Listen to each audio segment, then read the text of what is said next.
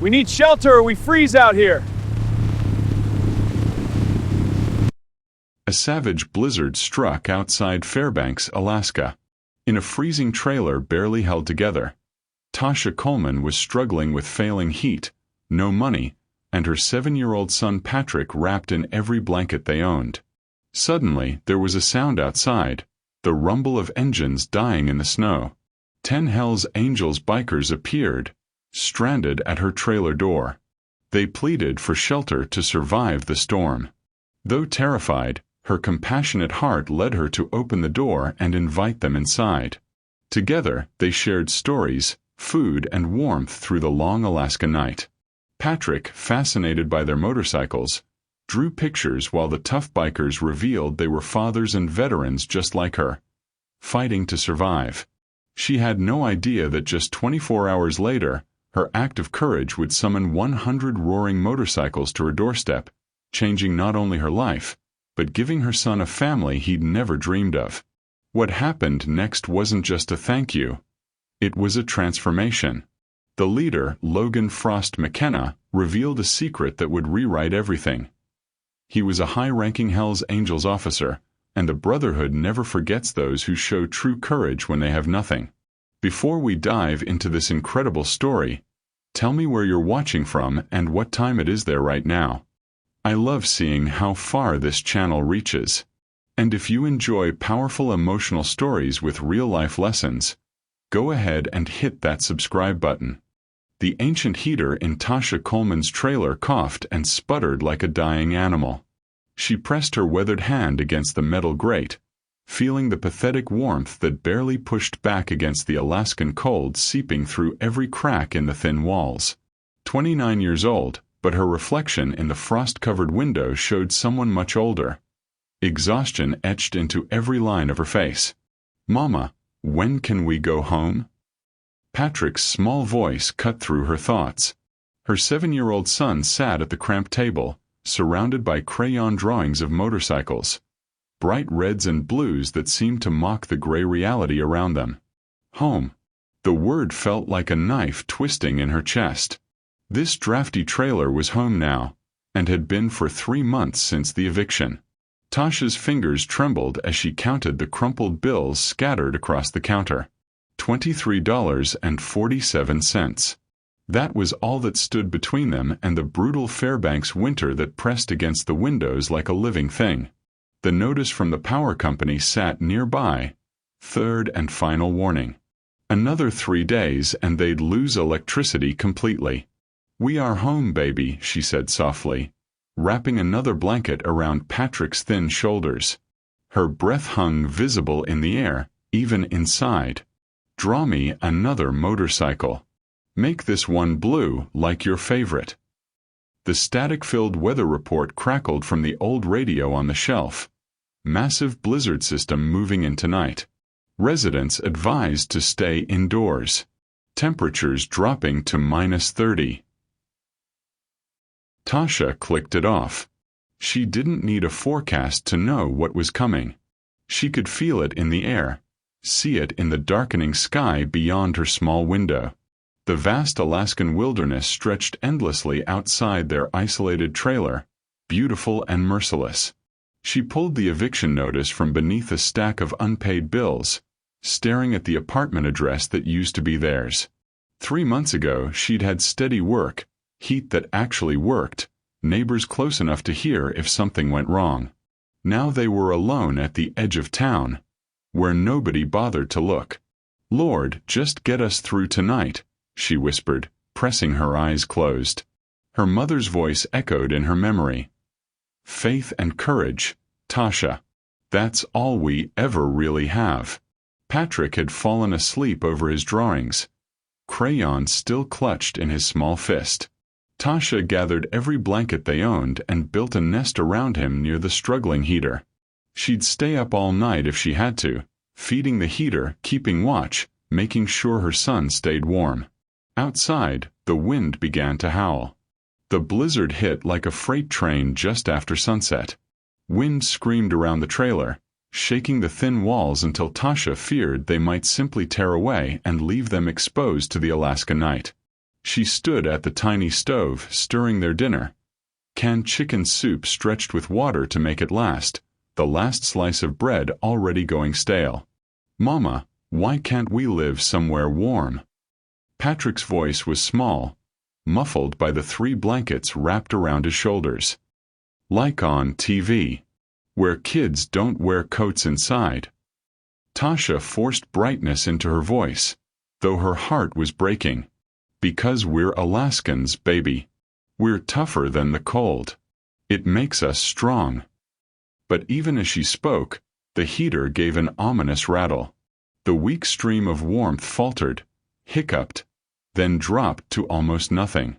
Tasha's blood ran cold, colder than the air already creeping through every gap in the trailer's walls. She rushed over and banged on the side of the ancient machine, praying, begging it to keep working. It coughed back to life, but barely. The heat it produced now was little more than a ghost. "Come here, Patrick." She pulled him close, wrapping him in every blanket they owned until only his face peeked out. His breath came in small white clouds. Outside, snow began to slam against the windows in horizontal sheets, the world beyond disappearing into a wall of white. Then she heard it. At first, she thought it was just the wind, another howl in the chaos.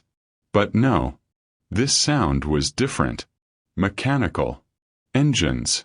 Multiple engines, their roar cutting through the storm before sputtering, coughing, dying one by one. Tasha's entire body went rigid. Who would be out in this weather? What kind of person would be riding motorcycles in a blizzard? She moved to the frost-covered window, wiping a circle clear with her palm. Through the swirling snow, she could make out shapes, dark silhouettes against the white. Motorcycles. Men climbing off them, their bikes clearly dead in the brutal cold. They were bundled in leather and patches, huge figures made larger by the storm. Her heart hammered against her ribs. 10 of them, maybe more, all heading toward her trailer. The only structure for miles. The only shelter. Patrick appeared beside her, standing on tiptoe to see through the window. "Mama, look at all those motorcycles." Fear locked Tasha's throat. They were alone. Completely alone. And these strangers were coming to her door. The first heavy knock shook the thin metal frame. The knock came again, harder this time. Urgent. Desperate. "Ma'am."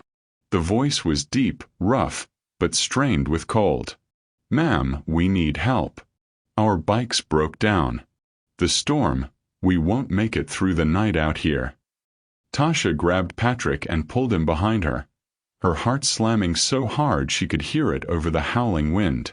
Through the window she could see them clearly now. 10 massive men in leather cuts, Hell's Angels patches visible even through the driving snow.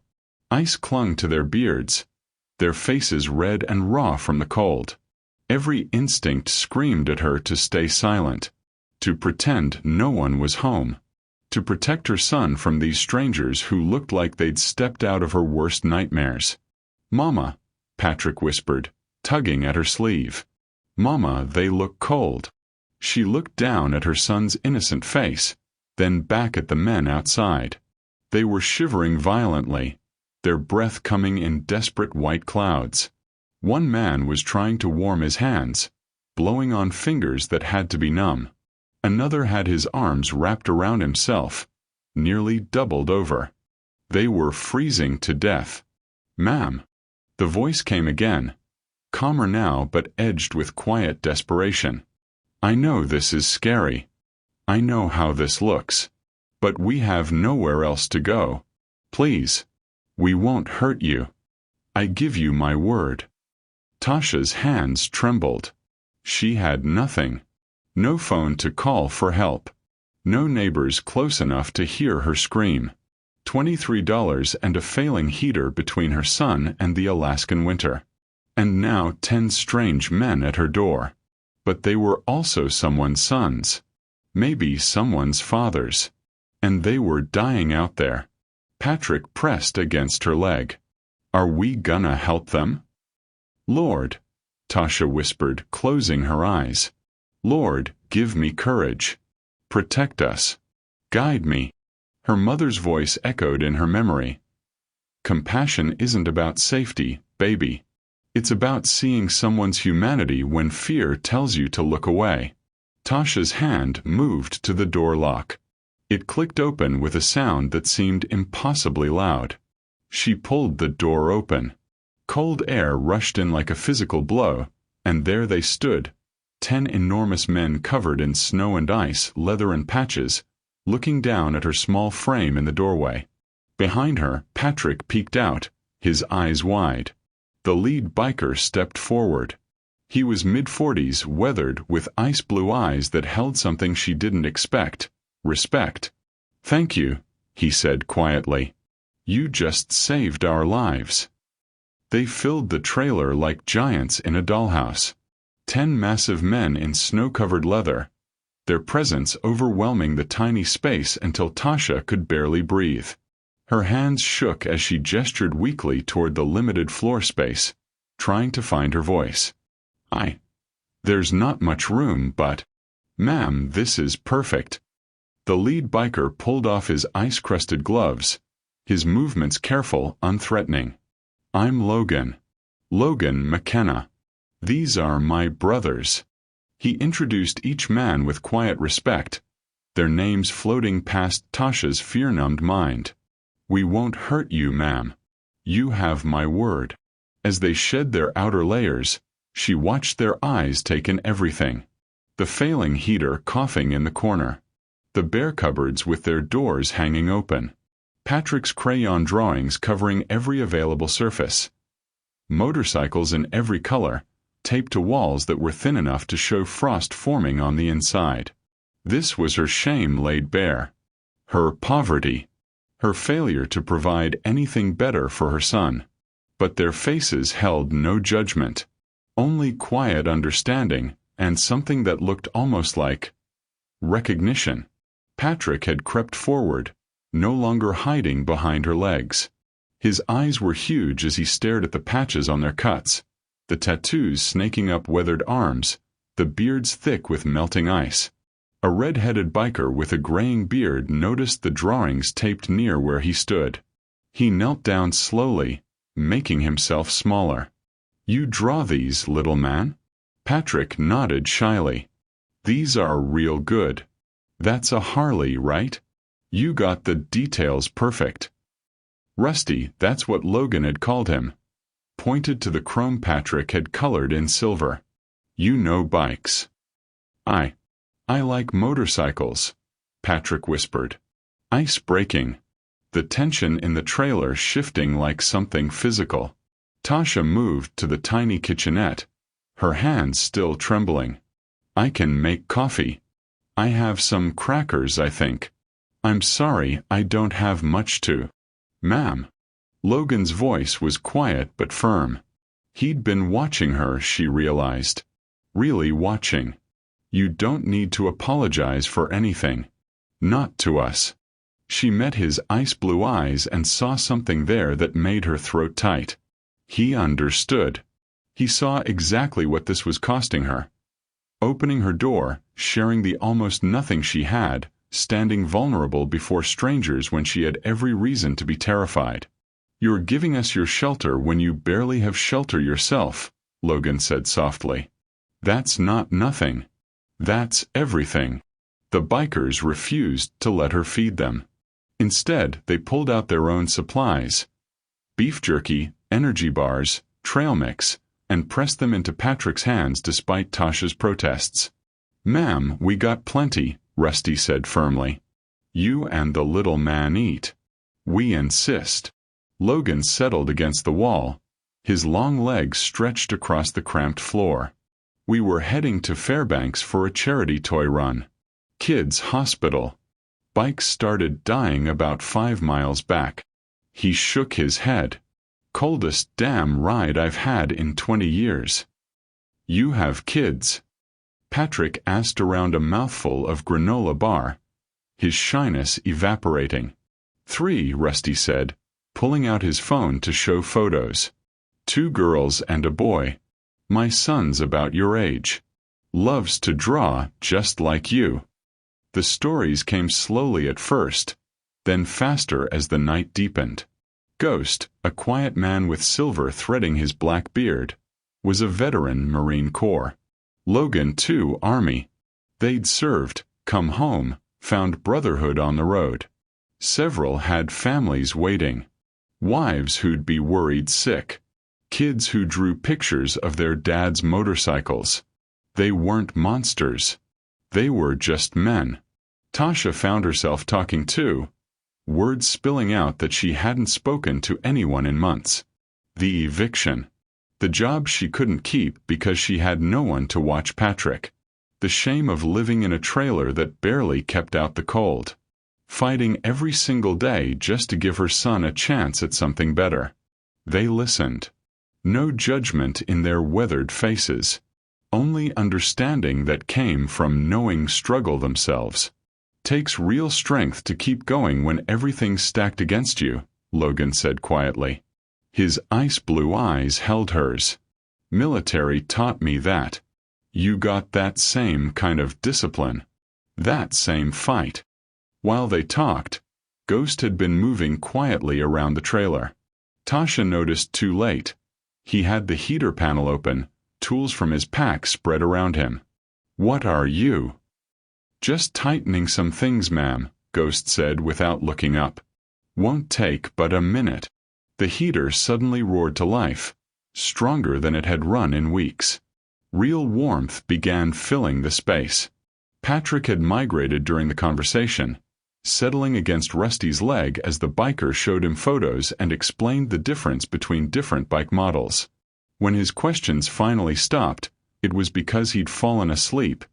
His small body curled trustingly against a stranger who'd become something more. Laughter rippled through the group. Quiet, warm. Kids got good taste, Rusty whispered, carefully adjusting so Patrick wouldn't wake. Knows who to trust.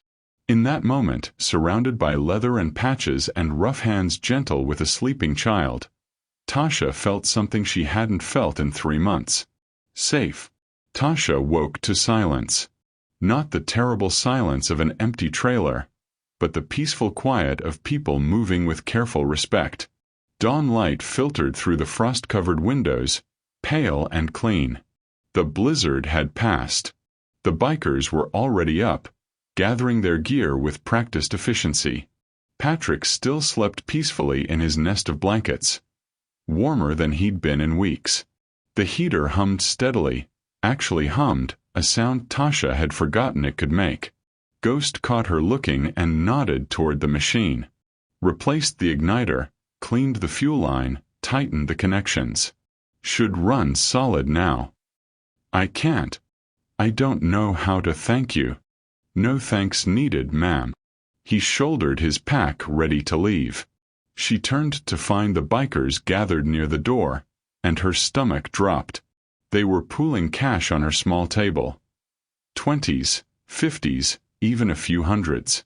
A pile growing impossibly large. No. Tasha stepped forward, hands up. No, you can't. I didn't do this for money. I can't take. Logan appeared beside her, his weathered hand gentle on her arm. He guided her a few steps away from the others, his ice-blue eyes serious. You saved our lives last night, he said quietly. Thank you. Anyone would have. No. His voice was firm but kind. Anyone wouldn't have. You had nothing and you gave us everything. You opened your door when you were terrified. You fed us when you were hungry. You shared your heat when you were freezing. He paused, making sure she heard him. You gave everything when you had nothing. That's rare. That's the rarest thing in this world. Outside, engines roared to life. Ghost had worked his magic on the motorcycles too. Patrick woke to the sound, scrambling to the window. The bikers came to him one by one, these enormous men kneeling to hug a little boy, ruffling his hair, promising to remember him. "Keep drawing those bikes, little man," Rusty said, his voice thick. Then they were gone, riding out into the fresh snow, their engines fading into the vast Alaskan morning. Tasha stood frozen, staring at the money on her table. Her hands shook as she counted it. $800. More money than she'd seen in months. Enough for power. For food. For time to find work. For hope. She pulled Patrick close and cried. Deep, racking sobs of relief and disbelief and gratitude for a miracle she'd never see again. Through the window, the last motorcycle disappeared over the horizon. They were gone. The heater hummed perfectly as Tasha poured cereal for Patrick. 24 hours since the bikers had left, and the trailer actually felt warm. She'd paid the power bill that morning, bought real groceries. For the first time in months, her son wasn't asking when they could go home. They were eating breakfast when she heard it. Distant at first. A low rumble she mistook for machinery. Maybe snowplows clearing the road. But it grew louder. And louder. The trailer began to vibrate. Motorcycles. Not one or two. Many. Tasha moved to the window and her jaw went slack. Her cereal bowl slipped from her hand, crashing to the floor unnoticed. The entire road, as far as she could see in both directions, was filled with Hell's Angels. Motorcycle after motorcycle, an endless river of leather and chrome and roaring engines. 50. 75. 100. Patches from chapters she'd never heard of, from states across the country. Behind them, trucks pulling trailers loaded with supplies? Equipment. This couldn't be real. Patrick pressed against her side, his eyes huge. "Mama, look at all the motorcycles." At the front of the formation, calm as dawn, sat Logan on his bike. When he saw her face in the window, he smiled and cut his engine. Behind him, 100 engines fell silent in perfect synchronization. Tasha's hands shook as she opened the door.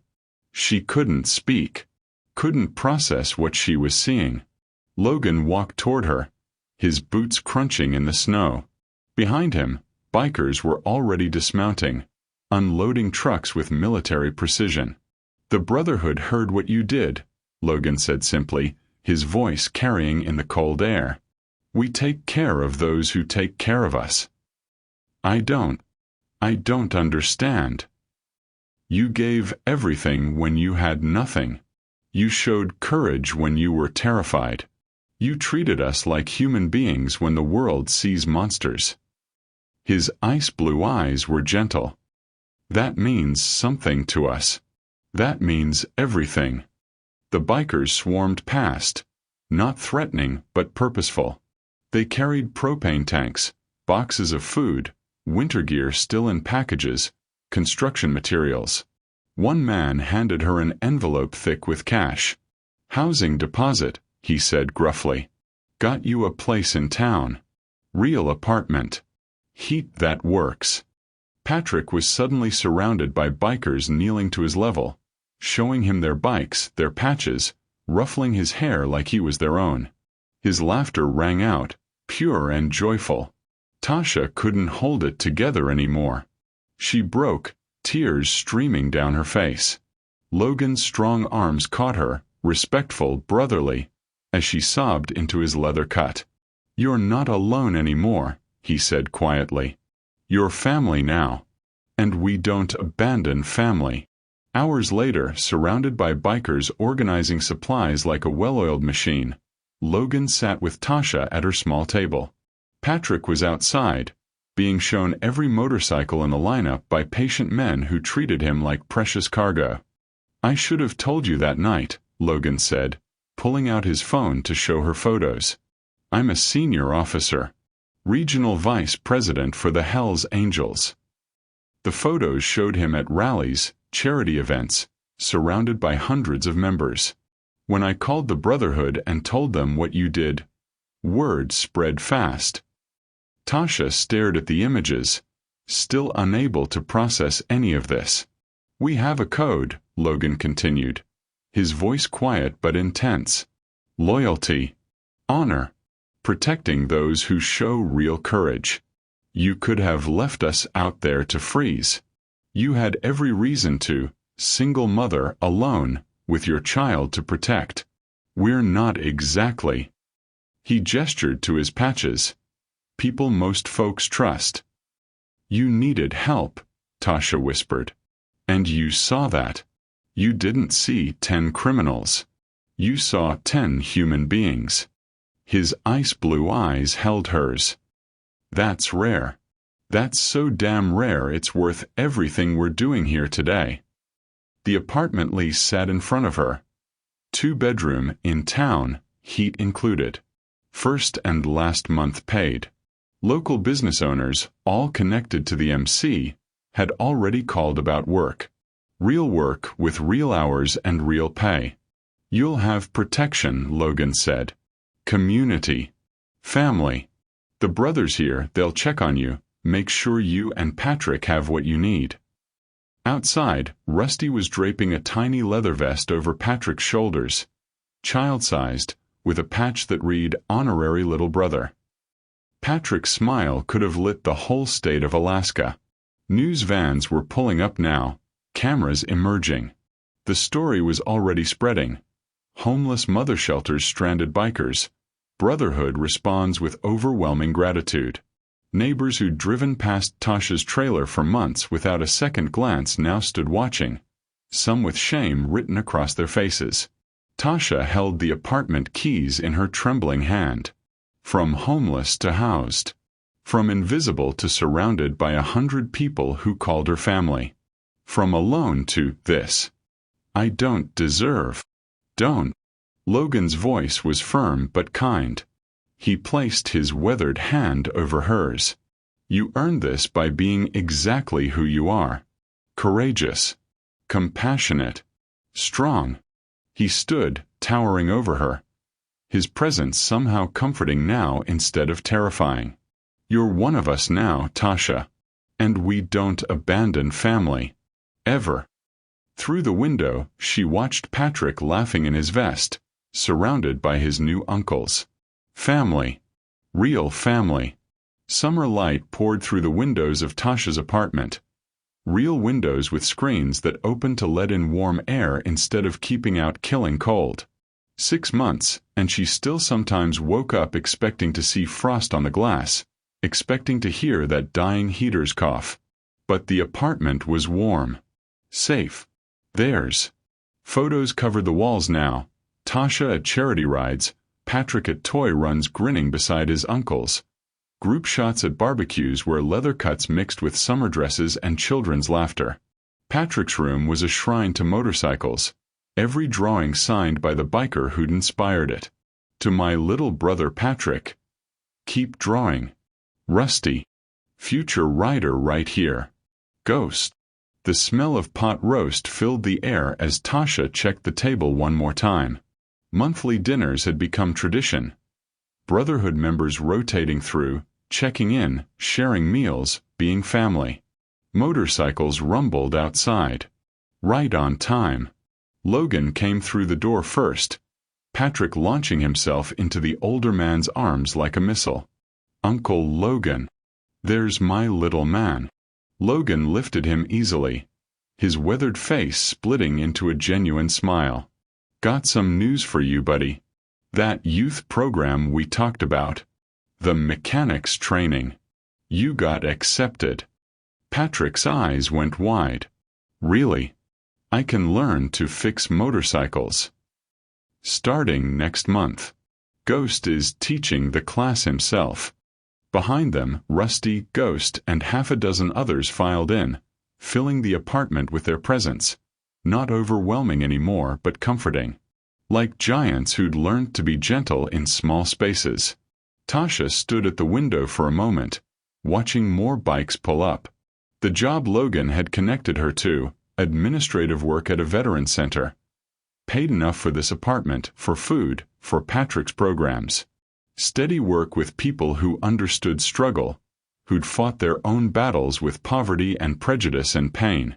She thought about that night. The blizzard. The knock on her door. The terror that had nearly kept her from opening it. I thought I was saving them, she reflected, her throat tight. But they saved me. Mama, come on. Patrick called, already at the table with his vest on. The one he wore to every gathering, worn soft now from 6 months of love. Uncle Rusty wants to hear about my new drawings. Logan appeared beside her, 2 glasses of iced tea in his hands.